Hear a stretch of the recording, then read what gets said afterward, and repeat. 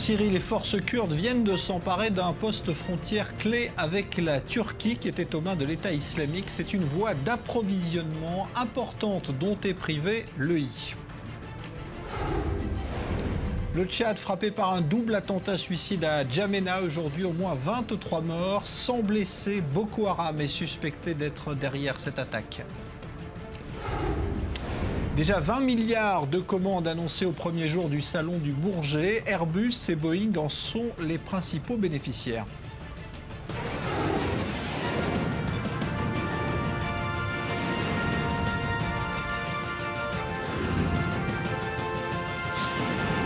Le Grand Direct avec Jean-Charles Banou.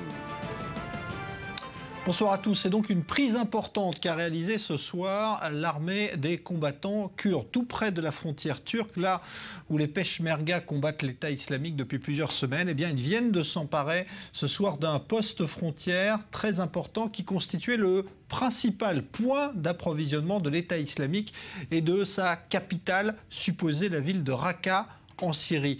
La Turquie qui est confrontée depuis plusieurs jours à un afflux de réfugiés syriens dans cette zone en raison des combats. Maxime Pérez.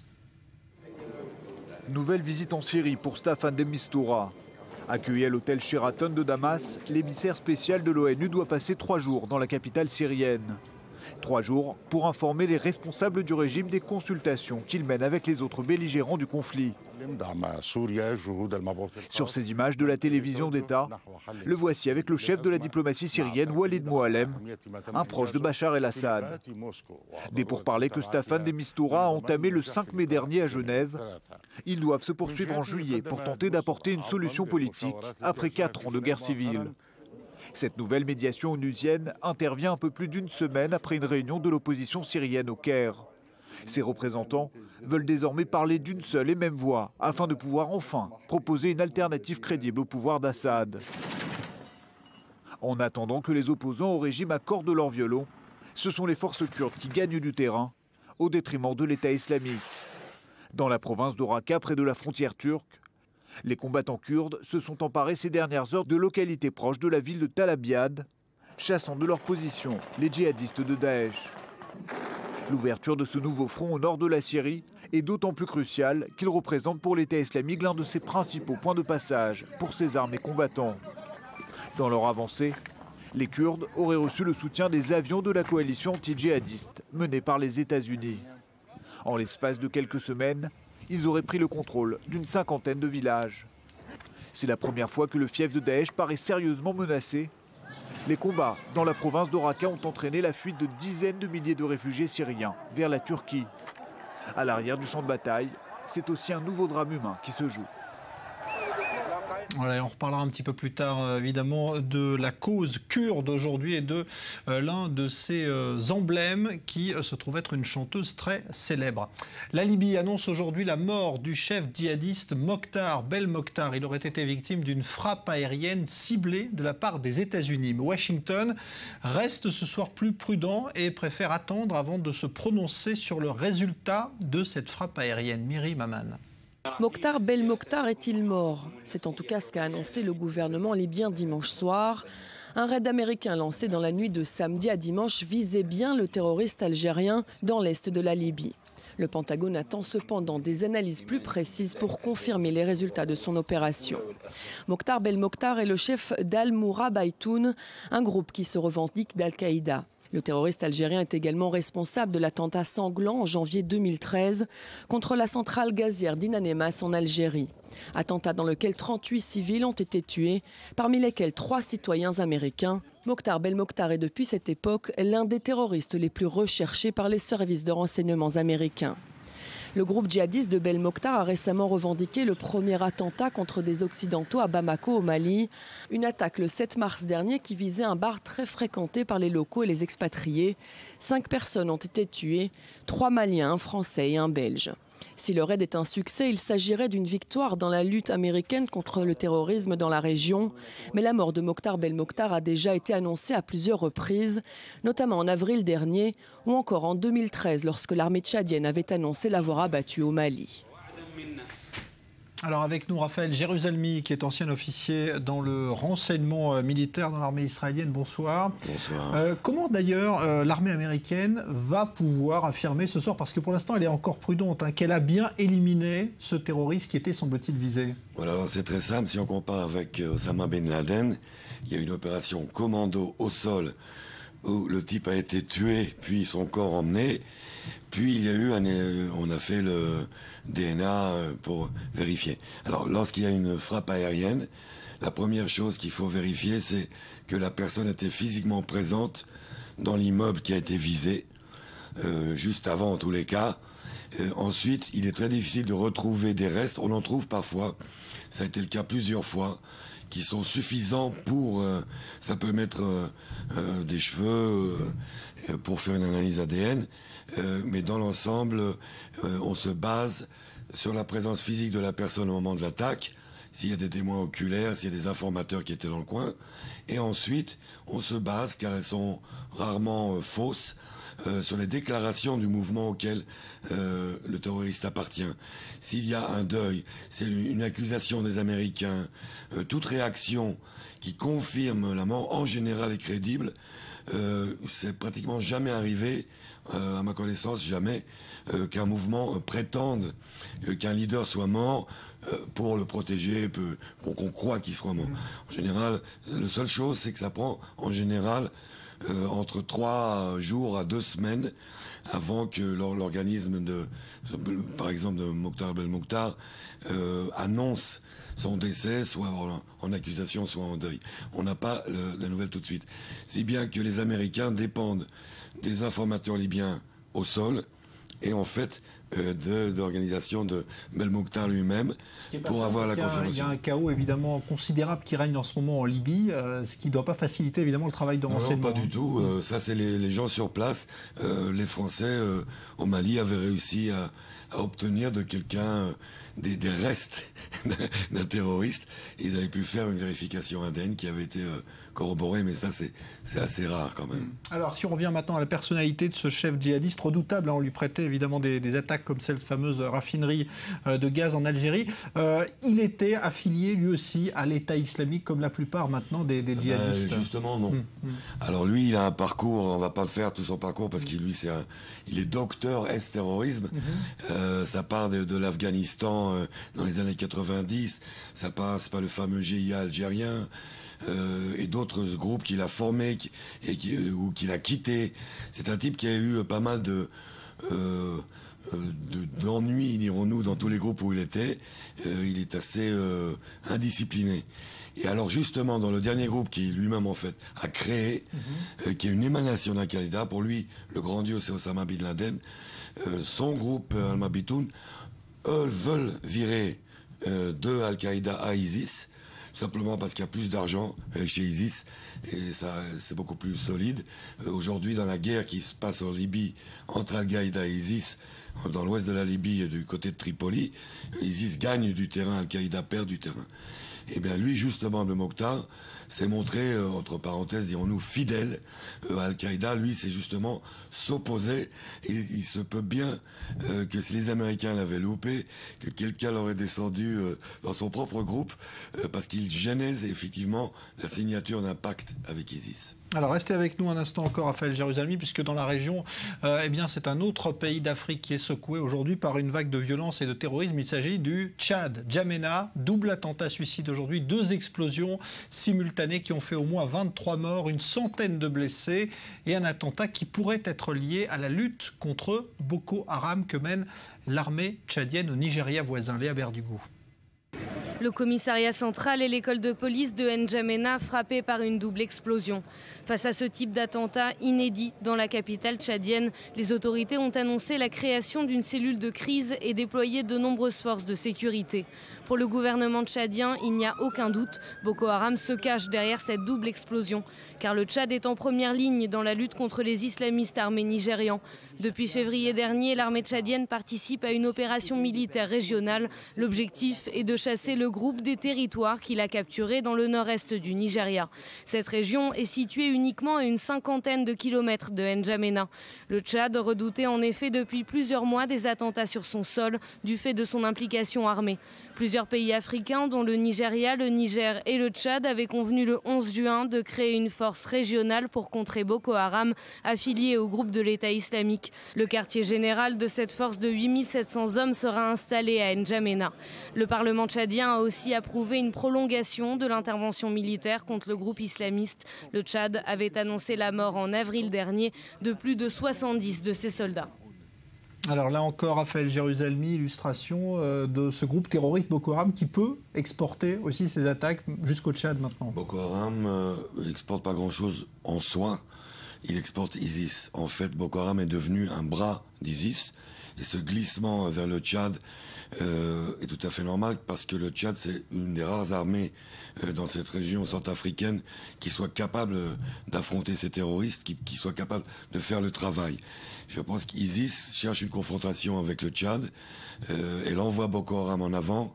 Ce qu'il veut, c'est effectivement, on parle beaucoup de la Syrie et de l'Irak, mais on oublie qu'ISIS, en Libye, dans tout le Centrafrique et même l'Afrique du Nord, essaye d'étendre son domaine d'influence et il utilise les groupes locaux, donc Boko Haram évidemment. Merci Raphaël Jérusalemi, donc ancien officier dans le renseignement militaire de Tsahal. L'Afrique toujours, et en Afrique du Sud, malgré la décision de la justice du pays hier, eh bien, le président soudanais Bachir a pu quitter tranquillement le pays et retourner au Soudan. Aujourd'hui, c'est un pied de nez envers la communauté internationale. Joseph Emmanuel. Il est retourné tranquillement chez lui sans être inquiété par la justice internationale. Le président soudanais était en Afrique du Sud pour le 25e sommet de l'Union africaine et déjà ce dimanche, Omar el-Béchir prenait place pour la photo, tout sourire, comme si de rien n'était, au premier rang des chefs d'État africains. Il savait pourtant qu'un tribunal sud-africain venait d'enjoindre les autorités de Pretoria à ne pas l'autoriser à quitter le pays. Le juge qui avait interdit de sortie le président Béchir affirme que son propre gouvernement a enfreint la constitution du pays. L'homme est poursuivi par la Cour pénale internationale pour crimes de guerre, crimes contre l'humanité et génocide. Depuis Johannesburg et juste avant que le président soudanais ne reparte, son ministre des Affaires étrangères prenait sa défense. Le président el-Béchir a défendu son peuple. Il n'a pas commis de crime. C'est du bavardage politique. Malgré l'interdiction de quitter le territoire, Omar el-Béchir a donc décollé ce lundi de Johannesburg sans attendre que la Cour ne rende son jugement. Un nouveau pied de nez venant souligner la faiblesse de la Cour pénale internationale. L'Afrique du Sud est pourtant signataire du traité de Rome, un traité qui entérine la création de cette Cour. Alors pourquoi Béchir s'est-il rendu en Afrique du Sud et pourquoi cette dernière ne l'a-t-elle pas arrêté? El-Béchir avait déjà refusé 2 invitations du pays, mais cette fois, les autorités sud-africaines lui ont fourni des assurances concrètes.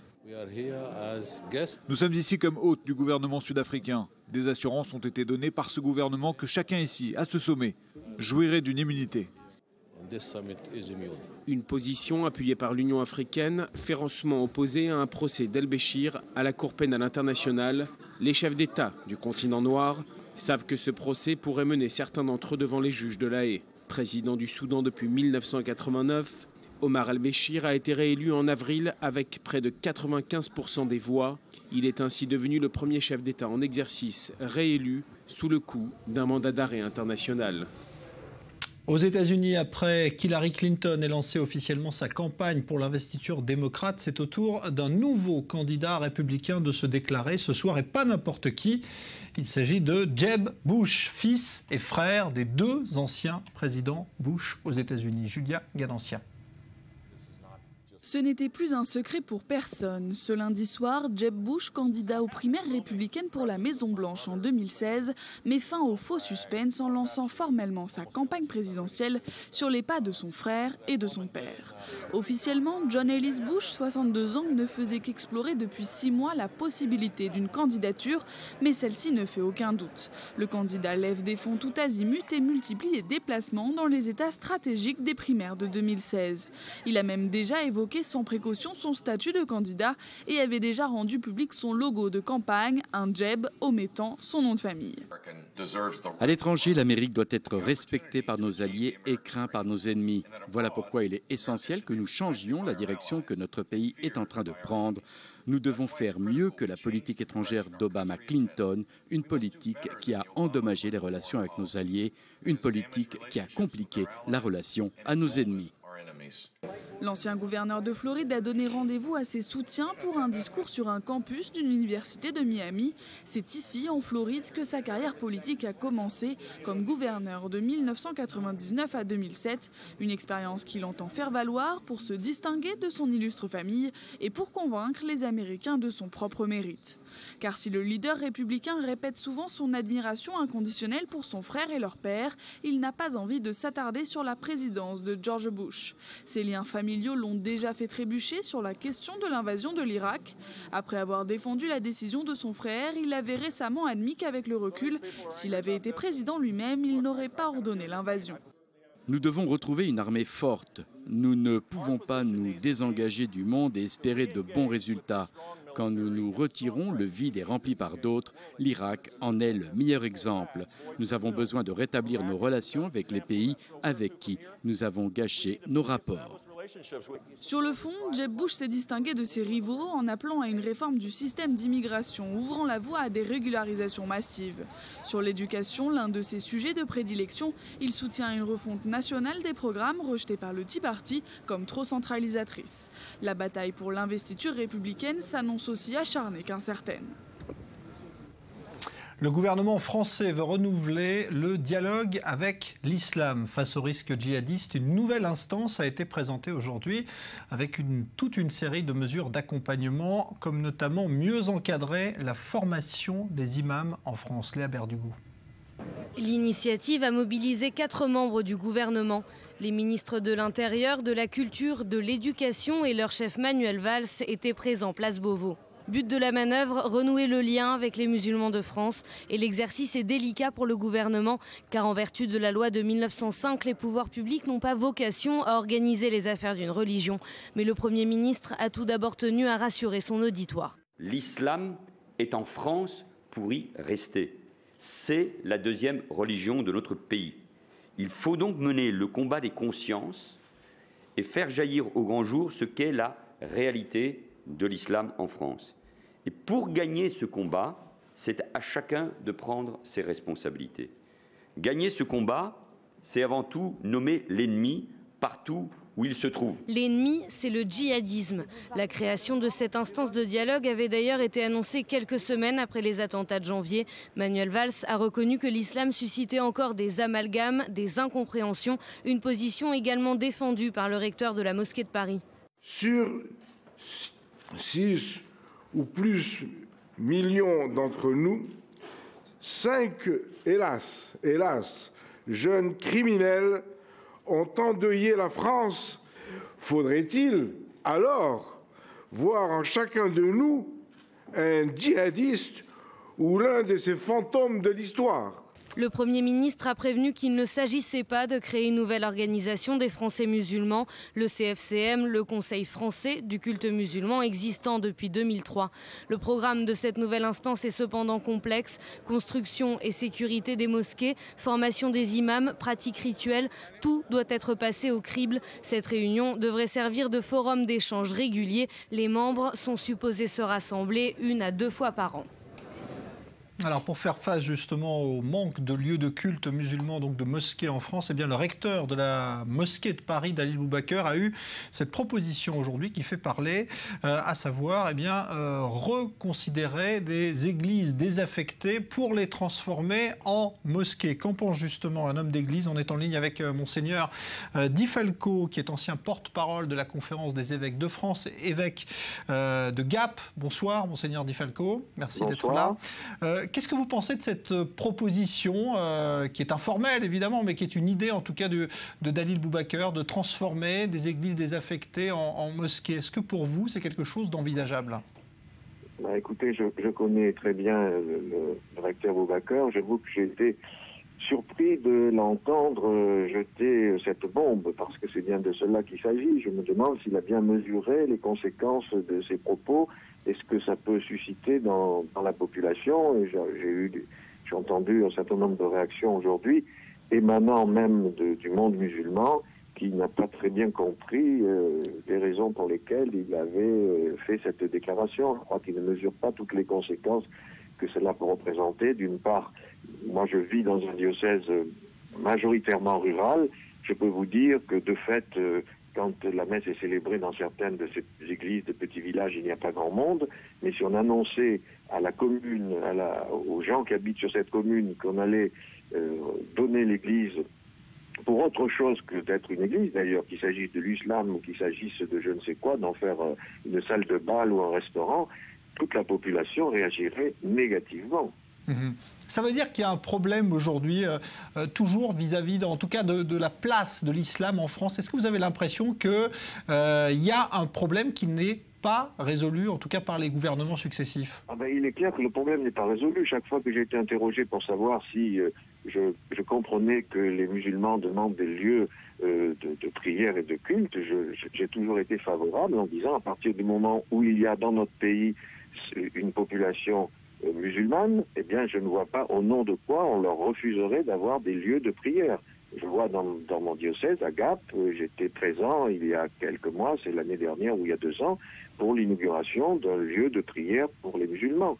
Mais je ne crois pas que la solution, et surtout si on veut éviter de créer des tensions, la solution serait de dire on va récupérer des églises parce que le dimanche, il n'y a pas assez de monde dans ces églises, ou bien dans tel ou tel village, on ne célèbre pas la messe tous les dimanches. Mais la population, je peux vous assurer que la population chrétienne, la population non chrétienne, tous les habitants d'un village n'admettront jamais que l'on utilise leur église pour faire autre chose que ce que pourquoi elle a été créée, construite par les générations précédentes. Le dialogue interreligieux aujourd'hui en France vous semble suffisamment élaboré, suffisamment présent dans cette période justement un petit peu troublée que connaît le pays?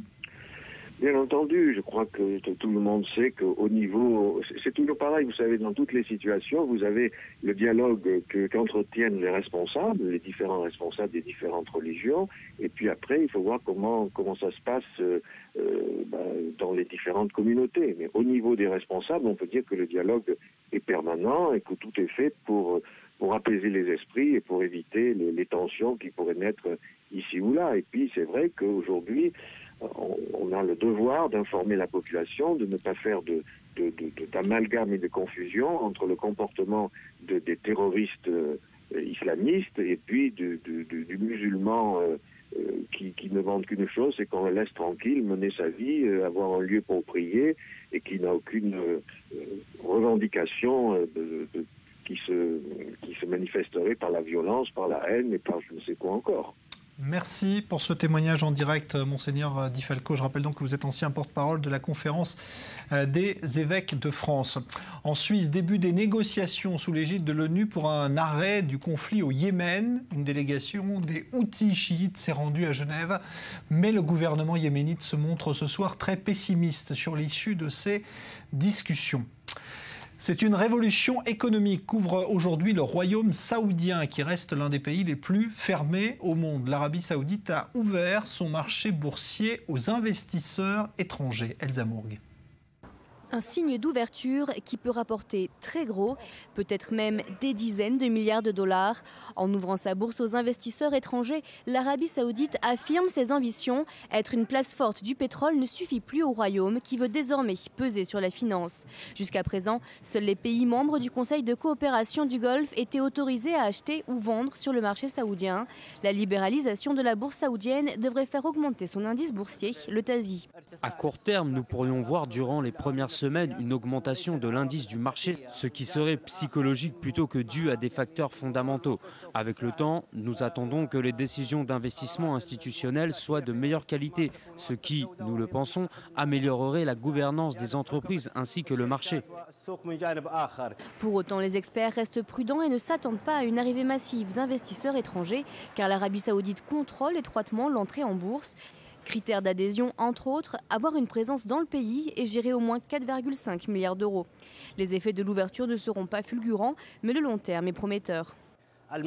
L'effet à long terme qui, nous le pensons, sera de longue durée et avec un large effet, sera quand l'indice saoudien rejoindra les index des marchés émergents. Nous pensons que nous verrons alors un flux d'investissement dans le marché boursier saoudien, étant donné que la TASI sera contrôlée par des gestionnaires boursiers dans le monde entier. Pour certains analystes, la libéralisation de la bourse saoudienne pourrait voir l'arrivée de capitaux étrangers à hauteur de 40 à 50 milliards de dollars. Une aubaine pour le royaume très affecté par la chute des cours du pétrole ces derniers mois, alors que les revenus de l'or noir représentent 90% des revenus publics de l'Arabie saoudite, qui tente plus que jamais de s'ouvrir sur le monde. Les négociations avec la Grèce, toujours dans l'impasse. Un responsable européen a même évoqué aujourd'hui la Grèce sortant de l'euro. C'est toujours d'actualité. Johanna Citruc, bonsoir. Bonsoir. Car effectivement, rien ne bouge, rien n'avance. Oui, c'est toujours un dialogue de sourds entre Athènes et ses créanciers. Ces créanciers, donc la BCE, le FMI et la Commission européenne. Dimanche, de nouvelles négociations ont eu lieu à Bruxelles. Mais après seulement 45 minutes, eh bien, les deux parties incapables de s'entendre se sont séparées. Pourtant, le temps presse et il faut absolument trouver un accord avant la prochaine réunion de l'Eurogroupe qui doit se tenir ce jeudi, le 18 juin. Sinon, Athènes ne recevra pas la dernière tranche d'aide de son plan de sauvetage, donc 7,2 milliards d'euros. Le problème, c'est que sans cet argent, eh bien, la Grèce sera incapable de rembourser son prêt au FMI en temps et en heure. 1,6 milliard d'euros le 30 juin. Et si elle n'honore pas cette échéance, c'est le défaut de paiement, ce qui pourrait la mener donc tout droit vers une sortie de la zone euro, dont les conséquences seraient dramatiques. Écoutez. Je pense que nous devons faire tout notre possible pour éviter une sortie de la Grèce de la zone euro. Sinon, je pense que les Grecs vont payer le prix fort, car le pays va s'enfoncer dans la pauvreté en seulement quelques semaines. Une pauvreté beaucoup plus dramatique que celle qu'ils connaissent aujourd'hui. Mais surtout, les dommages pour l'économie européenne seront incalculables. Alors Johanna, on essaie de comprendre pourquoi il n'y a toujours pas d'accord aujourd'hui. Qu'est-ce qui pose problème? Alors de façon générale, les créanciers demandent à Athènes de faire toujours plus d'efforts, toujours plus d'économies. Pourquoi? Simplement pour s'assurer que le pays sera en mesure, donc plus tard dans le futur, de rembourser tout l'argent qu'on lui a prêté pour sortir de la crise. Le problème, c'est que la Grèce refuse d'aller trop loin dans cette politique d'austérité. C'est même d'ailleurs pour y mettre fin que le gouvernement d'Alexis Tsipras a été élu en janvier dernier. Alors dans le détail, il y a quelques sujets particulièrement épineux. Jusqu'à ce lundi, il y avait l'excédent budgétaire, mais aujourd'hui, Athènes s'est dit prête à accepter l'objectif qui est fixé par ses créanciers, donc 1% du PIB en 2015 et 2% en 2016. Mais il y a toujours donc le problème de la TVA, jugée trop faible, et celui des retraites, qui elles sont considérées comme trop élevées. Elles représentent 9% du PIB grec. Merci Johanna Citruc, la Grèce donc, qui n'a toujours pas trouvé d'accord avec l'Europe. Dans un instant, on vous parlera de cette affaire qui pourrait ressembler à une discrimination dont ont été victimes un groupe d'étudiants de l'université de Tel Aviv qui souhaitaient visiter des monuments célèbres à Paris. On en reparle dans un instant. À tout de suite.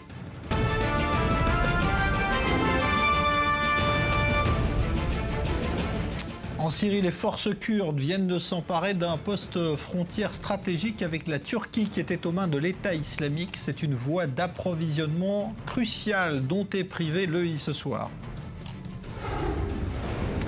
Le Tchad frappé par un double attentat suicide à N'Djamena aujourd'hui, au moins 23 morts et 100 blessés. C'est Boko Haram qui est suspecté d'être derrière cette attaque. Et puis déjà 20 milliards de commandes annoncées au premier jour du salon du Bourget. Airbus et Boeing en sont les bénéficiaires.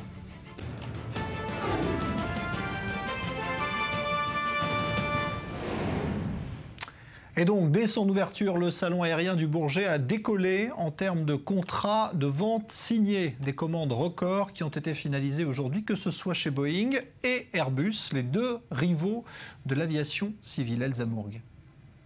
Vitrine de l'excellence française, c'est en ces termes élogieux que François Hollande a qualifié la 51e édition du Salon du Bourget.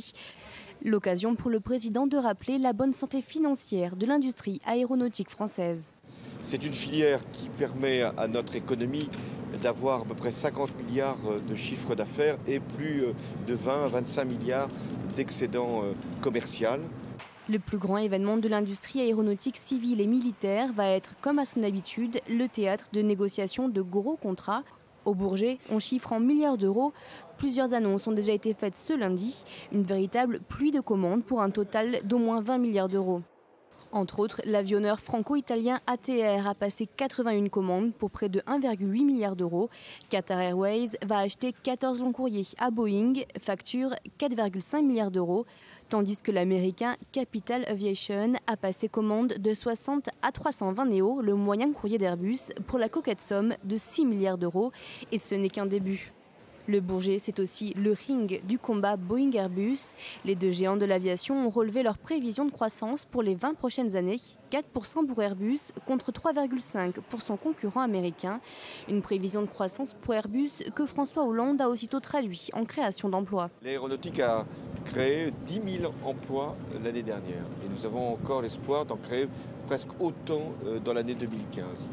Lorsque nous annonçons des contrats, il y a souvent un temps assez long qui s'écoule entre le moment où il y a cette décision et le moment où il y a les créations d'emplois. Mais j'ai eu confirmation que nous aurons 2015, 2016, 2017 de nombreuses créations d'emplois grâce aux contrats qui ont été conclus. Lors de la précédente édition du Bourget, le total des contrats passés cumulait à 115 milliards d'euros de commandes pour l'ensemble de la filière. Record à battre. Le boycott économique d'Israël peut être comparé à ce que les nazis avaient mis en place contre les juifs et les biens juifs avant-guerre. C'est en tout cas ce que Benjamin Netanyahou affirme aujourd'hui. C'était lors d'un entretien avec le ministre polonais des Affaires étrangères. Écoutez. Cette campagne de boycott, ces attaques contre Israël, ces enquêtes contre Israël n'ont rien à voir avec les droits de l'homme, mais ont tout à voir avec des attaques politiques, des efforts cyniques pour délégitimer Israël en utilisant l'ONU. Hier, le président Abbas a appelé à l'étiquetage et au boycott des produits israéliens. Ça n'est pas et ne sera jamais le langage de la paix. Nous continuerons à résister. Boycott, diffamation, délégitimation, on le combattra internationalement, localement, et notre main restera toujours tendue à un partenaire prêt à vouloir faire la paix. Les attaques contre les juifs ont toujours été précédées par la diffamation. Ce qu'on faisait à l'époque contre le peuple juif, on le fait aujourd'hui contre l'État juif. On ne laissera pas passer ceci. À l'époque, on ne pouvait rien faire. Aujourd'hui, nous pouvons nous exprimer et rester fermes. Nous ferons les deux. Alors à propos de boycott qui ne dit pas son nom, cette affaire qui concerne un groupe d'étudiants de l'université de Tel Aviv qui est révélée aujourd'hui par le quotidien français Libération. Leurs professeurs souhaitaient leur faire visiter plusieurs lieux touristiques culturels emblématiques de Paris, mais cela n'a pas été possible et on va vous expliquer pourquoi. Julia Ganancia, bonsoir, vous êtes justement à l'université de Tel Aviv. Expliquez-nous donc ce qui s'est passé. Effectivement, Jean-Charles, eh bien, le professeur Sefi Handler, qui enseigne la Renaissance italienne ici à l'université de Tel Aviv, voulait, comme vous le disiez, faire découvrir le patrimoine culturel français à une dizaine de ses étudiants, le Louvre et puis aussi la Sainte-Chapelle. Il a donc décidé de contacter les services de réservation de ces deux organismes pour leur demander donc de pouvoir visiter. Eh bien, refus de ces deux organismes, un refus sec et lapidaire. Il n'a donc pas compris pourquoi et s'est alors fait passer pour l'université de Florence et l'université d'Abu Dhabi. À ce moment-là, il y a eu deux réponses rapides et positives. Alors, est-ce que l'université de Tel Aviv a été victime de discrimination? C'est la question que s'est posée ce professeur ici à l'université de Tel Aviv. Il a donc alerté les autorités, mais aussi le Louvre, d'autant que les services de réservation du Louvre sont automatisés, alors que ceux de la Sainte-Chapelle sont, eux, 100% humains. À l'heure actuelle, nous avons essayé de contacter le Louvre et à l'heure actuelle, ils n'ont toujours pas souhaité répondre à nos demandes, mais ils ont expliqué qu'ils avaient ouvert une enquête interne. Et concernant le professeur Sefi Handler et les 10 élèves qui l'accompagnent, ils pourront bel et bien découvrir Paris à la fin du mois, découvrir Paris et son patrimoine, un patrimoine qui a donc, vous l'avez bien compris, failli leur échapper. Merci Julia Ganancia en direct donc de l'université de Tel Aviv. La cause kurde dont on vous parlait tout à l'heure avec cette victoire importante des Peshmerga à la frontière entre la Syrie et la Turquie, eh bien cette cause s'est trouvée une porte-parole de choc à travers le monde. Il s'agit de la chanteuse Ellie Louv que l'on surnomme la Shakira kurde. Elle vient d'ailleurs de tourner un clip sulfureux sur le front où les Kurdes combattent justement l'État islamique. Regardez Daniel Campos, Léa Volbert. La chanteuse Elie Louve, une artiste bien loin des clichés de la pop occidentale. Elan Abdullah, de son vrai nom, est née en Iran en 1988 d'une mère peshmerga. Contraint à fuir la menace de Saddam Hussein, ses parents finissent par attendre la Finlande, où elle grandira. Elie Louve est aujourd'hui le symbole d'une jeune génération de Kurdes qui rêvent d'un État indépendant. Une réputation qui lui attire rapidement les foudres de l'État islamique qui ne cesse de renouveler les menaces de mort à son égard. En cause, ses clips au ton provocateur et ses appels à l'indépendance kurde qualifiés d'hérésie. Les premières menaces de mort ont surgi après la sortie de son clip Risk It All, mettant en avant ses ambitions indépendantistes. Mais Elie Louve ne cède pas aux menaces. Prête à tous les risques, elle récidive avec son dernier tube Revolution. Cette fois, la chanteuse tourne son clip à seulement 2,5 km des combats de l'État islamique. Elle est même allée jusqu'à ouvrir le feu sur ses militants depuis un temps kurde. Elie Louve ne recule devant aucun risque et se dévoue entièrement à son art comme à son message. Une attitude audacieuse, bien différente de celle des stars hollywoodiennes dont les têtes n'ont jamais été mises à prix.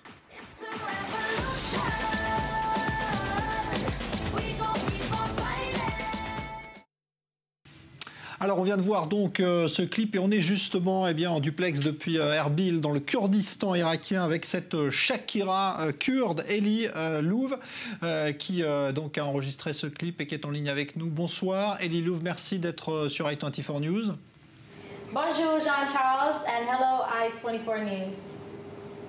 Alors, on vient de voir votre clip, Elie. Expliquez-nous de quoi s'agit-il? Qu'est-ce que c'est que cette révolution kurde dont vous parlez, que vous chantez?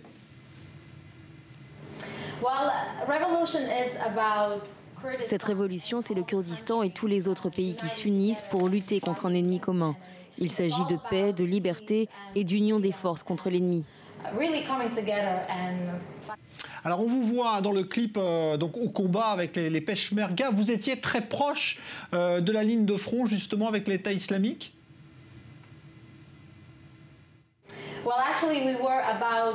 Nous étions à environ 2,5 km de l'État islamique. Et très souvent, en arrivant sur le lieu de tournage, on priait pour que tout se passe bien et qu'on revienne sain et sauf. Bien sûr, les courageux Peshmerga nous protégeaient pendant tout ce temps, mais c'était extrêmement dangereux. Plusieurs fois, nous avons dû partir et tout annuler car ils commençaient à attaquer.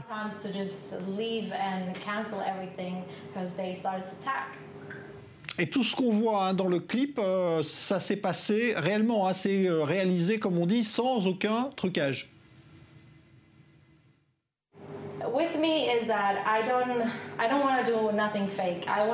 Je ne veux pas faire quelque chose de faux. Je veux montrer la vraie lutte du peuple.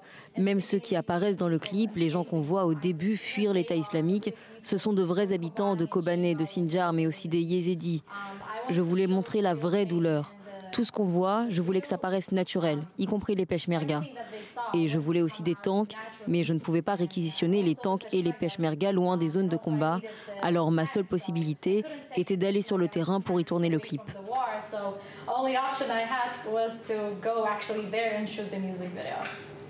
Elie Louve, est-ce que vous pensez vraiment que ce clip, que vos chansons remontent le moral des combattants kurdes? Ça a un effet sur eux? Yes, of course. I mean, the Kurdish people, we always. Oui, bien sûr. Nous, le peuple kurde, demandons toujours la paix. Dans toute notre histoire, nous n'avons jamais commencé de guerre. Nous n'avons fait que demander la paix et notre indépendance. Mais on a l'impression d'être toujours en plein milieu d'une guerre. Au début, on me voit aller vers eux et leur demander de mettre fin aux violences, mais rien n'y fait. Alors la seule option qui nous reste est de nous protéger, de protéger nos familles et notre pays. Malheureusement, c'est comme ça la guerre.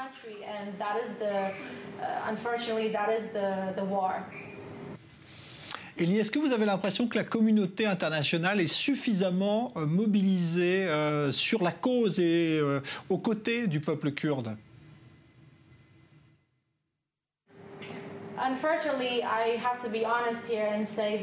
Malheureusement, je dois dire honnêtement qu'il y a beaucoup de gens et beaucoup de pays qui agissent, mais pas assez. J'estime encore que nous méritons notre indépendance. Nous nous battons depuis très longtemps. Le peuple kurde mérite vraiment son indépendance. Nous avons encore 1,5 million de réfugiés qui vivent dans des conditions extrêmement difficiles. Ils ont désespérément besoin d'aide. Je demande à ce que la communauté internationale vienne en aide au peuple kurde, aux Peshmerga et à nos réfugiés. Merci beaucoup à Elie Louf d'avoir été donc en duplex depuis Erbil dans le Kurdistan irakien et pour cette interview réalisée également grâce à Daniel Campos du service culture d'i24 News. Merci à vous. Merci Jean-Charles. Thank you so much. Voilà, on part maintenant aux États-Unis et toujours aucune trace des 2 évadés de cette prison haute sécurité de l'État de New York. Cela fait maintenant près de 10 jours. La chasse à l'homme continue, mais il y a maintenant de forts soupçons que les 2 évadés aient pu quitter le territoire américain. Myri Maman. 9e jour d'une chasse à l'homme aux États-Unis. 800 policiers tentent de retrouver les 2 évadés de la prison de Dannemora dans l'État de New York. Les forces de l'ordre continuent leurs recherches maison par maison dans la ville de Plattsburgh, mais les 2 hommes restent introuvables. Ils auraient pu avoir quitté le pays. Nous ne savons pas s'ils sont toujours à proximité ou s'ils sont au Mexique en ce moment. Suffisamment de temps s'est écoulé pour ça. Mais nous suivons toutes les pistes du mieux que nous pouvons. L'enquête sur cette évasion se poursuit également. Selon le procureur général, l'employé de la prison arrêté vendredi et soupçonné de complicité est passé aux aveux. Joyce Mitchell, qui aurait eu une liaison avec l'un des détenus, a ainsi fourni aux fugitifs des outils comme une scie à métaux, des ciseaux ou encore des tournevis. Elle aurait également dû servir de chauffeur aux évadés. Il était prévu qu'elle les attende avec un véhicule à leur point de sortie pour les conduire à 7 heures de route de là, dans le Vermont. Mais son implication dans cette affaire ne s'arrêterait pas là. Les 3 complices auraient planifié de tuer le mari de Joyce Mitchell. Finalement, elle aura abandonné l'idée parce qu'elle ne voulait pas blesser son mari. Joyce Mitchell comparaît lundi devant la justice. En France, le débat politique promet d'être chaud demain, de nouveau à l'Assemblée nationale. Le gouvernement vient en effet de décider d'utiliser le fameux article 49.3 sur la loi Macron qui porte réforme de l'économie française. Une loi qui revient en 2e lecture devant les députés après avoir déjà été adoptée par le même processus qui avait déjà déclenché de vifs débats. Léa Volbert. Pour la seconde fois en moins de 6 mois, le gouvernement Valls dégaine l'arme du 49.3.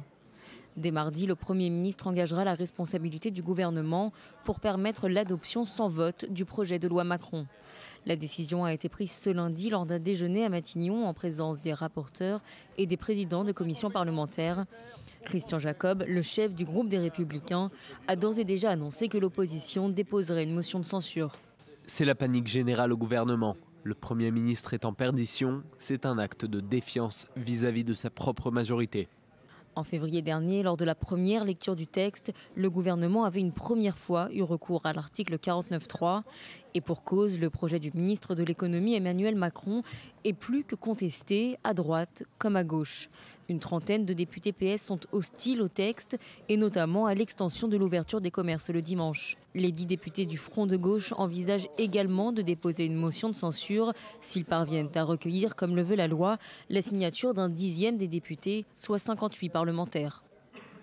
Le gouvernement va nous priver de discussion sur un texte qui symbolise à lui seul la dérive libérale d'une majorité pourtant censée incarner une alternative à la politique de Sarkozy et mener une guerre contre la finance. Le député UDI Jean-Christophe Fromentin a lui appelé l'ensemble des parlementaires de l'opposition à voter la loi Macron. Une loi qui, selon lui, multiplie les avances en direction des entreprises. L'opposition a beau jeu de critiquer la loi Macron, mais nous n'avons pas été très audacieux sur ces sujets lorsque nous étions au pouvoir. Après avoir été modifié par le Sénat, le texte a été adopté en commission jeudi à l'Assemblée. Le projet de loi pour la croissance, l'activité et l'égalité des chances économiques passera en examen mardi à 16h15 après la séance des questions au gouvernement. Il sera alors considéré comme adopté, à moins que le gouvernement ne soit renversé par une motion de censure d'ici la fin de la semaine. Cette affaire avait mis en lumière à l'époque les dérives possibles des sportifs de haut niveau dans l'univers des paris sur les propres matchs qu'ils disputent. Le procès de plusieurs joueurs de l'équipe de handball de Montpellier s'est ouvert aujourd'hui devant un tribunal correctionnel. Parmi les prévenus, Nicolas Karabatic, considéré comme le meilleur joueur du dernier mondial de hand. Et l'audience a dû être suspendue ce soir en raison d'un vice de procédure invoqué par la défense des joueurs. Julia Ganancia. Répondez aux questions à la fin du procès. Une déclaration laconique de Nicolas Karabatic. À son arrivée au tribunal correctionnel de Montpellier, la star française du handball se fait discrète. Le joueur comparé aux côtés de 15 autres personnes, dont sa compagne Géraldine Pillet, son frère Lucas, 6 autres joueurs ou ex-joueurs de Montpellier et plusieurs personnes de l'entourage du club. Un club qui réclame 1 million d'euros de dommages et intérêts. Le club va bien, ça reste, comme je l'ai dit, une cicatrice importante dans l'histoire de sa vie. On espère toujours connaître la vérité, tourner la page. Donc voilà, on va entendre sérieusement ce qui va se dire et on fera valoir notre préjudice puisque, comme je le rappelle souvent, si le club va bien aujourd'hui, c'est une affaire qui aurait pu le faire disparaître. Le cœur de l'affaire porte sur des paris passés à hauteur de plus de 100 000 euros sur le résultat à la mi-temps d'un match disputé et perdu en mai 2012 par Montpellier face au club breton de Cesson. Des proches de joueurs auraient parié sur le fait que Cesson mène au score à la mi-temps, ce qui fut effectivement le cas. L'accusation soupçonne le clan Karabatic et ses proches d'une tricherie en équipe, mais Nicolas Karabatic, Dragan Gajic et Issam Tej ont toujours nié avoir parié. Leurs coprévenus ont reconnu en revanche l'avoir fait sur des critères sportifs, mais sans volonté de truquer la rencontre concernée. On a à se venger de personne, nous on est très sereins, on a un préjudice à faire valoir. La justice dira si des gens ont commis des fautes, et si des gens ont commis des fautes, ils répareront le préjudice. Point à la ligne, il n'y a pas de... Il n'y a pas de haine, il n'y a pas de personnalisation du débat. Les prévenus, qui réfutent tout trucage, encourent jusqu'à 5 ans de prison et 375 000 euros d'amende. Leur procès est prévu sur 2 semaines. Quoi qu'il advienne, l'affaire a sérieusement écorné l'image des frères Karabatic. La tourmente les avait poussés en 2012 à quitter Montpellier pour le club français moins renommé d'Aix-en-Provence. À l'été 2013, Nicolas s'était exilé seul au prestigieux FC Barcelone. À l'issue de son procès, il devrait effectuer son retour en France pour rejoindre Lucas au Paris SG. En basket, victoire importante la nuit dernière pour Golden State sur Cleveland dans la finale NBA, car cette fois, les Californiens mènent 3 victoires à 2. Ils ne sont donc plus qu'à 1 victoire du titre. Mais LeBron James, la star de Cleveland, qui a encore été le meilleur marqueur la nuit dernière, n'a peut-être pas dit son dernier mot. Lise Barenbaum. Les Golden State Warriors sont bien partis pour le titre de champion NBA. Les coéquipiers de Stephen Curry ont remporté sur leur parquet d'Oakland le match 5 de la finale NBA 104-91 pour mener 3-2 dans la série contre les Cleveland Cavaliers. Alors que les deux équipes faisaient jeu égal avant la mi-temps, 51-50 pour les Warriors, les Californiens ont su accélérer au retour des vestiaires pour se détacher légèrement à la fin du 3e quart-temps et accroître encore leur avance dans l'ultime période. Les derniers matchs sont toujours les plus difficiles dans les séries, et tout particulièrement lors des finales. Je pense que nous pouvons beaucoup mieux jouer. C'est ce que j'ai dit à l'équipe. On peut faire mieux. Nous étions un peu dispersés par moments, un peu pressés. Nous avons eu 17 rotations contre 7 l'autre soir. On peut mieux s'organiser en attaque.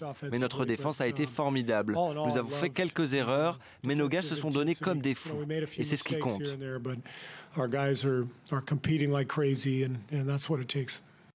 LeBron James a à nouveau livré une performance exceptionnelle avec un triple-double, 40 points, 14 rebonds et 11 passes. Mais il n'a pas reçu, comme dans les matchs précédents, l'appui de Mathieu Dellavedova, limité à 5 points. Nous ne voulons pas qu'ils soient à la fête, que ce soit chez nous sur leur propre terrain. Nous sommes arrivés jusque-là et nous avons été très bons à domicile. Nous devons comprendre pourquoi nous n'avons pas été bons au 4e match. On a manqué d'énergie, nous n'avons pas fait assez d'efforts, on ne peut pas recommencer. Ou alors ils soulèveront le trophée et pas nous. Côté Warriors, Stephen Curry a retrouvé le niveau de jeu qui lui a permis d'être élu MVP de la saison régulière. Avec 37 points, le meneur de jeu a réussi à se sortir de la défense agressive de Dellavedova pour mener son équipe à la victoire. Dans son sillage, Draymond Green, titularisé au poste de pivot, a compilé 16 points, 9 rebonds et 6 passes. Nous nous sommes battus toute l'année pour être en forme contre Cleveland et peut-être gagner la finale. Nous avons confiance en nous. Nous ne sommes pas prétentieux pour autant. Dans les vestiaires, nous avons célébré cette victoire comme n'importe quelle autre de saison régulière.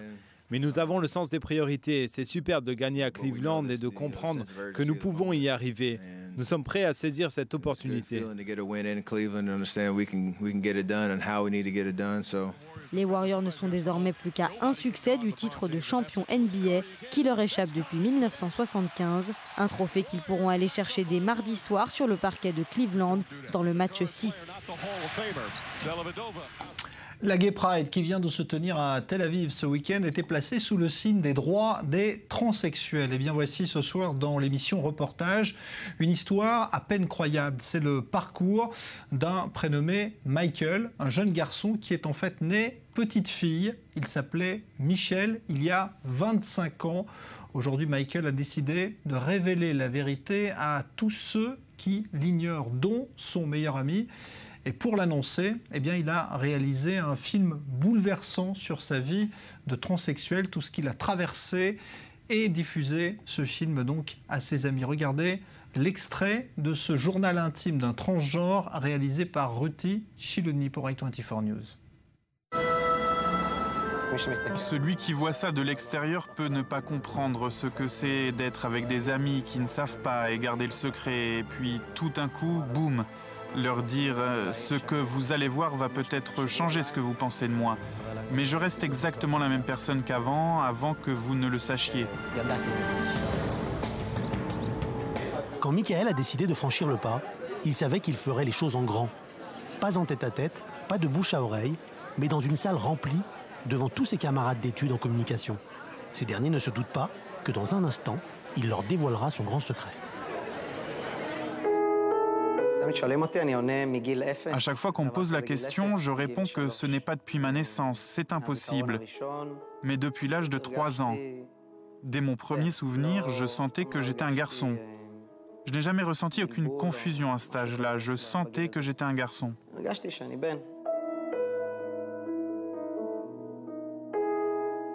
L'histoire de Michael débute il y a 25 ans, lorsqu'il naît en Afrique du Sud sous le nom de Michel, une charmante et souriante petite fille. Lorsque sa famille émigre en Israël, personne ne s'imagine encore la douleur qu'elle ressent au fond d'elle.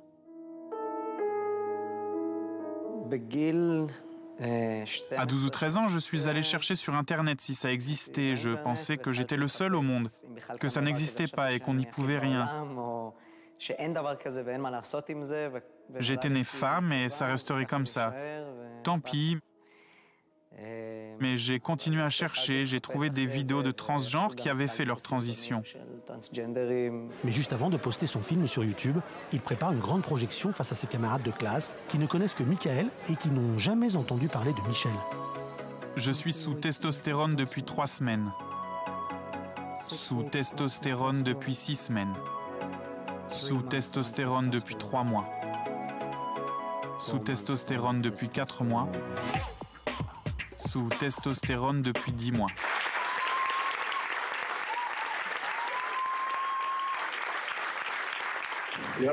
Être transgenre, c'est s'injecter des hormones toutes les 3 semaines, toute la vie.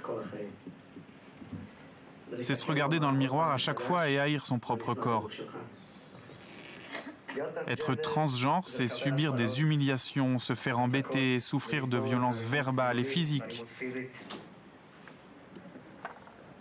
Être transgenre, c'est aller à contre-courant et s'entêter à le faire, être ce que je suis vraiment. Je suis ému.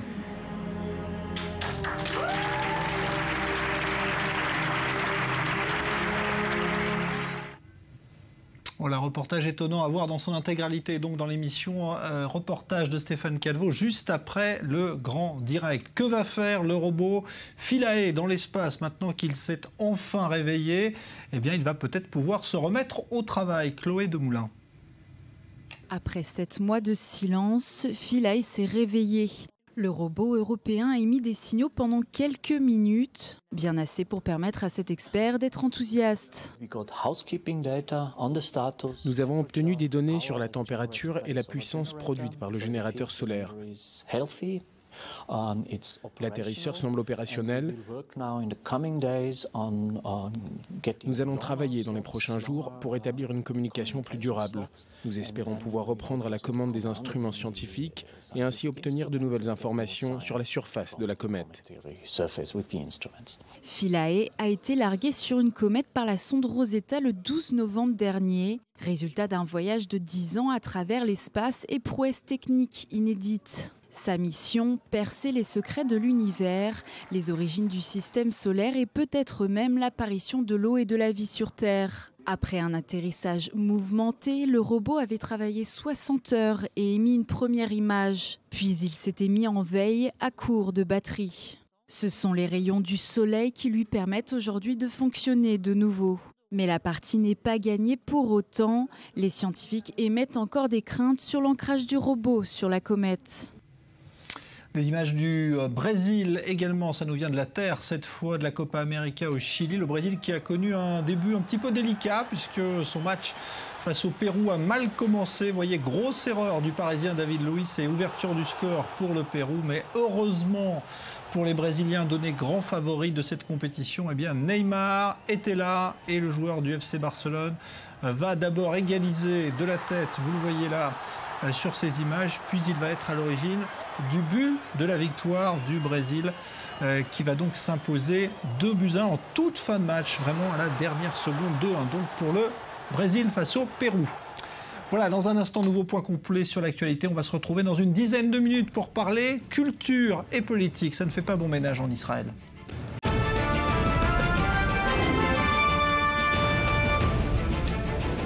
Retour du Grand Direct et on va évoquer cette polémique très virulente qui s'est engagée entre la nouvelle ministre de la Culture israélienne Miri Regev, membre du Likoud, et des artistes qu'elle a qualifiés d'artistes de gauche. La politique et la culture ne font pas bon ménage, en tout cas pas en Israël. Écoutez, regardez ce reportage de Julien Baloul. C'est le scandale politico-culturel de cette semaine en Israël. Rappelant les 30 sièges obtenus par son parti, le Likoud, aux dernières élections et ainsi la légitimité pour agir, la ministre de la Culture a décidé de ne plus financer les spectacles qui délégitiment l'existence d'Israël ou les artistes qui refusent de se produire en Cisjordanie. Rapidement, une pétition intitulée « Les artistes refusent de se taire » est lancée sur Internet et recueille près de 4000 signatures. Le lendemain, des centaines de personnes issues du monde des arts se sont réunies pour une conférence qualifiée d'urgente contre les choix de la star du Likoud. Mais le rassemblement ne se passe pas sans incident. Au-delà des désaccords entre artistes, l'acteur Oded Kolter attire l'attention des médias en s'en prenant aux électeurs du Likoud. Rien ne dérange la nation qui, derrière ses 30 mandats de députés, marche comme un troupeau de bestiaux. Sur Facebook, des figures du parti travailliste comme Shelly Yechimovic ont été parmi les premières à condamner les propos, affirmant que celui qui qualifie les 985 408 électeurs du Likoud de bétail était lui-même un animal. Un message Facebook soutenu en 12 heures par plus de 20 000 internautes. En attendant, la polémique persiste en Israël. L'État doit-il ou non financer des œuvres qui nuisent au pays? Miri Regev affirme sa détermination, sa prochaine cible.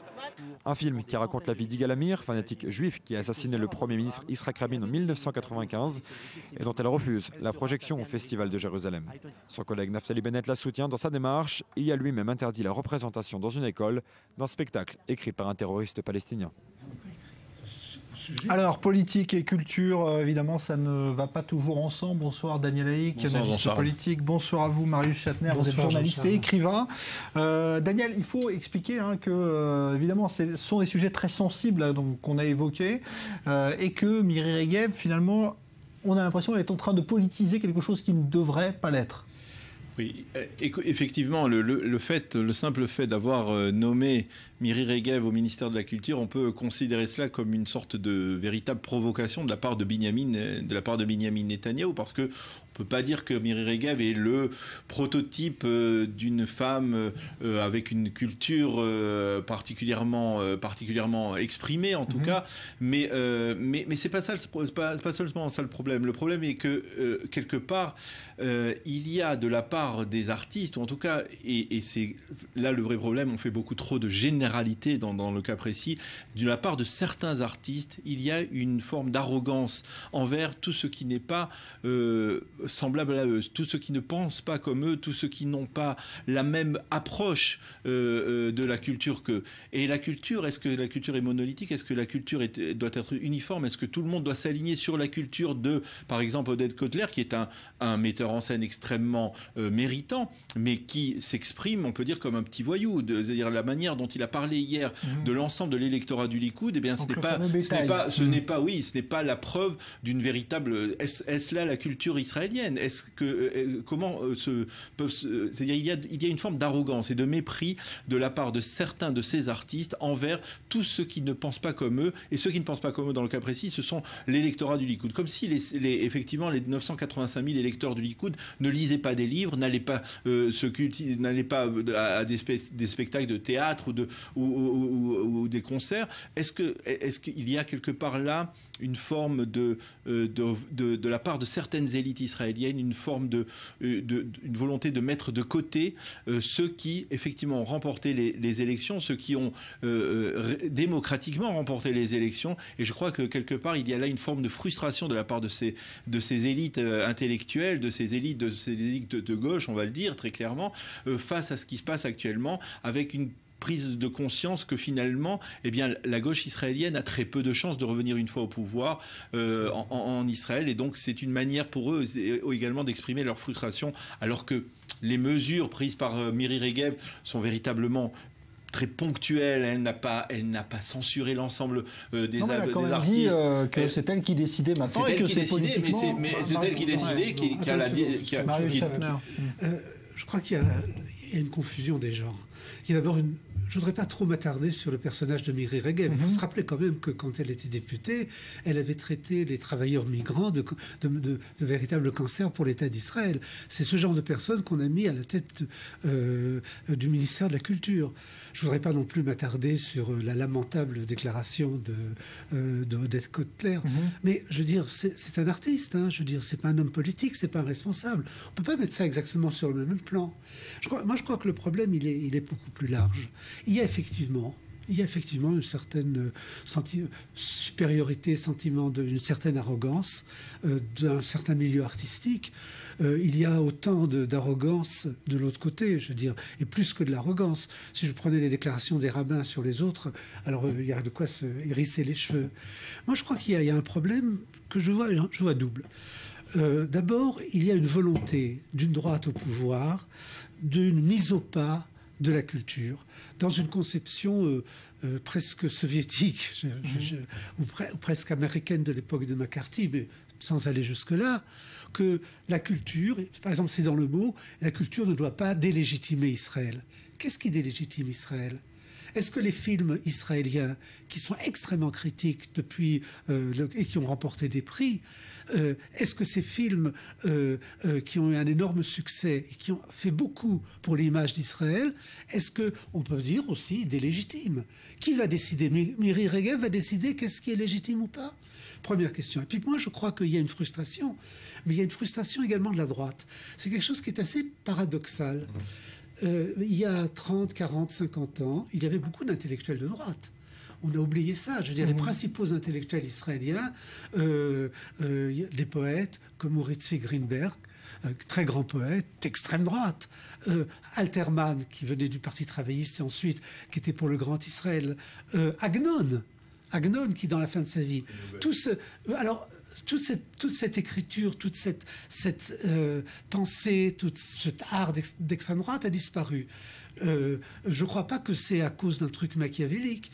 Peut-être, je ne sais pas, peut-être il est difficile de trouver des poètes qui vont chanter la colonisation, qui vont chanter la magnifique attaque israélienne à Gaza, qui vont des odes. Il y avait des odes pour l'Irgun et le groupe Stern, des gens qui mouraient pour un idéal qu'on peut discuter. Non, il n'y en a pas.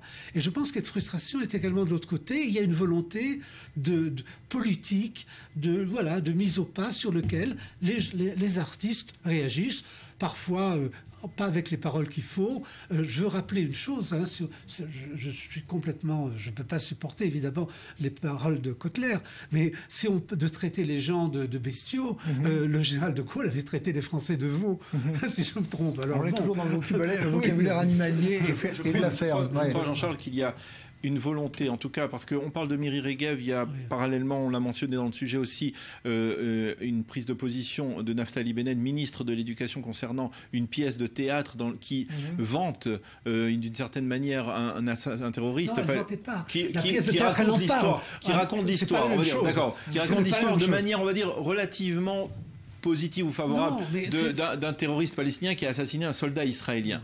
On peut essayer peut-être de remettre certaines pendules à l'heure. C'est parce que il faut rappeler que l'État d'Israël est un État en guerre, qui reste en conflit, et que peut-être cela peut heurter certaines sensibilités. En particulier, on l'a vu par exemple la famille. Hier, la nièce de ce soldat qui a été assassiné était hier dans cette salle où les artistes se sont exprimés contre Miri Regev et contre cette bolchevisation du gouvernement israélien, mais ils ne l'ont pas laissé parler. Elle a parlé pendant 2-3 minutes et elle a été chassée de la scène. Donc ça veut dire qu'il y a, ça veut dire qu'il y a la tolérance. C'est ça qui peut choquer. C'est ce qui, je crois, Marius, ce qui peut choquer une partie de l'opinion publique israélienne, c'est que ce sont justement ces élites qui prônent par exemple le dialogue à outrance avec les Palestiniens, y compris parfois avec le Hamas, parce que l'on ne dialogue qu'avec notre ennemi, qui ne sont incapables de dialoguer avec, on va dire, de dialoguer avec leurs propres frères. Je crois que le problème est là. Le problème est qu'il n'y a pas de. Le problème est que. Je pense qu'il y a le problème et qu'il n'y a pas de dialogue. Moi, je crois qu'il n'y a pas de volonté de dialogue et il y a une problématique à ce niveau-là. Non, d'abord, il y a une question qui est complexe. C'est celle de la censure. Moi, personnellement, je vais vous étonner, je ne pense pas que tout peut être dit et que tout peut être fait. Bien sûr que non. Il y a des limites. Quelles sont ces limites? Elles sont claires. C'est par exemple, je pense que quand il y a une incitation à la violence, incitation au meurtre, incitation au racisme, incitation à la discrimination, incitation à l'oppression, je veux dire, si on incite des gens à faire des choses, je ne vois pas du tout pourquoi ces choses devraient être autorisées. La question, par exemple, avec cette pièce de théâtre, je ne suis pas du tout convaincu que ce soit le cas. Je veux dire, il présente cette affaire, mais ce n'est pas du tout à la gloire du terroriste qu'il avait fait. Attendez, Marius, je voudrais terminer. Je voudrais terminer. Et puis il y a autre chose aussi qui, moi, m'exaspère. Ce qui est typiquement en Israël, c'est la droite toujours victime. On est toujours, je veux dire, on pourrait se croire que dans ce pays, la gauche est au pouvoir et que vous avez des contestataires de droite. Mais ça fait déjà 20-30 ans que la droite est au pouvoir. Alors arrêtez de pleurer. Arrêtez, on dirait que vous êtes les paumés, les perdus, ce que les autres méprisent. C'est quand même, il y a un côté un peu ridicule là-dessus. Supposons par exemple, on a parlé de cette pièce concernant ce terroriste qui assassine un soldat israélien. Supposons que quelqu'un un metteur en scène décide de faire une pièce sur, par exemple, Baruch Goldstein, qui est l'assassin de Hebron. Il y a une pièce qui a été. Est-ce que l'on pourrait accepter tranquillement, est-ce que toutes ces élites qui protestent contre la décision de Naftali Bennett auraient accepté le fait que cette pièce soit financée par le ministère de l'Éducation nationale, soit montrée à des enfants de 4e ou de 3e ou de seconde? Je veux dire, si c'est une pièce sur ce sujet, oui. Si c'est une pièce pour le glorifier, non. C'est très simple la différence. Mais la question, c'est par exemple, si doit décider des contenus culturels maintenant. Non, mais c'est justement ça, parce qu'il y a une commission. Il y avait une commission artistique qui a décidé que cette pièce n'incitait pas. Et c'est la politique qui a décidé. C'est très simple la différence. Je veux dire, elle ne doit pas être entre les mains de l'homme politique. Par exemple, le film sur Est-ce que cette commission est totalement impartiale? C'est l'agression. Ça veut dire impartial. Personne n'est impartial. Mais je veux dire, c'est pas une commission politique. Je veux dire, il faut qu'on arrête. Il faut qu'on fasse des différences entre le politique et le culturel, et que ce soit pas des hommes politiques qui décident pour les culturels. En plus, c'est un effet désastreux. Je veux dire, il manquait plus que ça. Je veux dire, c'est encore une fois, je veux dire, c'est une des choses qu'Israël, et à juste titre, peut se glorifier, c'est la liberté de pensée et la liberté de culture. Alors même ça, on va nous l'enlever. Cette liberté de pensée, elle existe, Marius. Quand le ministre ministre de l'Éducation dit cette pièce-là, je ne donnerai pas, je demande tout simplement, je demande tout simplement qu'elle ne se figure plus dans le programme de l'Éducation nationale, mais elle peut être produite partout ailleurs. Toute personne qui veut voir cette pièce peut aller la voir. Mais nous ne pensons pas que, en tant que ministère de l'Éducation, nous pouvons subventionner cette pièce. Je crois que ce n'est pas, on n'est pas dans le bolchevisme ici, on est dans une forme de logique. Oui, mais sans subvention, les théâtres n'existent pas. Et d'ailleurs, ça a été contre un acteur arabe israélien qui ne voulait pas jouer dans les colonies de la vallée du Jourdain. Et alors, on traite ça comme si, mon Dieu, ces pauvres gens sont victimes presque d'un antisémitisme. C'est ridicule. C'est ridicule. Mais cette pièce peut être jouée. Moi, je pense qu'une pièce sur Yigal Amir, si elle n'incite... D'ailleurs, il y a un film sur Yigal Amir. Je crains que ce film ne soit pas ça. Je crois que ce film, c'est un éloge indirect de l'assassin. C'est ça la question. C'est pas la question. Mais qu'il y ait un film sur Yigal Amir, une pièce sur Hitler. Je veux dire, si on arrête ça, on va s'arrêter. C'est la même histoire qui faisait qu'on s'opposait à ce qu'il y ait Wagner en Israël, ou que Céline soit traduit en hébreu. Céline, c'est un type odieux, c'est un très grand écrivain. Parce que cela heurte, pourquoi Wagner? Parce que cela heurte les sensibilités des rescapés de la Shoah. Donc si une pièce comme celle-là peut heurter les sensibilités des familles des victimes du terrorisme, pourquoi ne pas en tenir compte? On peut en tenir compte dans la mesure où cette pièce fait l'éloge du terrorisme. Et si elle ne le fait pas, eh bien, même si ce sont des victimes... Mais moi aussi, je sais, dans ma famille, il y a des victimes du terrorisme. C'est subjectif. Alors qu'est-ce qu'on va faire? C'est subjectif. Mais si la famille elle-même, par exemple cette famille Tamam du soldat, estime que cela porte atteinte, lui la fait souffrir, le fait souffrir, eh bien. Alors je donne un autre exemple. L'État subventionne, je pense, à hauteur assez importante pour faire une pièce de théâtre ou un film sur Rehavam Ze'evi, le ministre qui a été assassiné. Ouais. C'était un ministre d'extrême droite qui appelait au transfert, c'est-à-dire à l'épuration ethnique des Arabes israéliens. Et l'État subventionne quelque chose à sa gloire. À part ça, c'est un personnage très discutable, mais je ne vais pas rentrer là-dedans. Alors, ça va dans un sens. Il y en a marre de cette droite qui pleure tout le temps comme si c'était des victimes. Il y en a marre. Bon, il y a en tout cas un vrai cliché aujourd'hui qui est la gauche, la culture, et puis à droite, évidemment, la politique. On dirait que la culture n'existe pas à droite, on dirait qu'il n'y a pas... Je vous ai cité il y a quelques secondes des grands écrivains de droite que j'ai lus avec grand intérêt. Et puis, bien sûr que la culture n'est pas à gauche ou à droite. Il se trouve que ces dernières années, les grandes figures, les grands écrivains israéliens, les grands cinéastes, je ne sais pas, peut-être que l'occupation ne génère pas un délire musical et ou lyrique. Bon, merci en tout cas Marius Chatner, merci Daniel Haïk, débat qui agite en ce moment évidemment le monde des arts en Israël et puis la classe politique évidemment, vous l'avez compris, puisque il y a une sorte d'antagonisme là qui s'est créé. Merci à tous les deux. Dans un instant, nouveau journal, nouveau point sur l'actualité, ce sera avec Daniel Atlan et puis bien sûr on se retrouvera demain. Bonne soirée sur i24 News, reportage à ne pas manquer dans une dizaine de minutes avec Stéphane Calvo, reportage étonnant dont on a vu un extrait tout à l'heure. À tout de suite.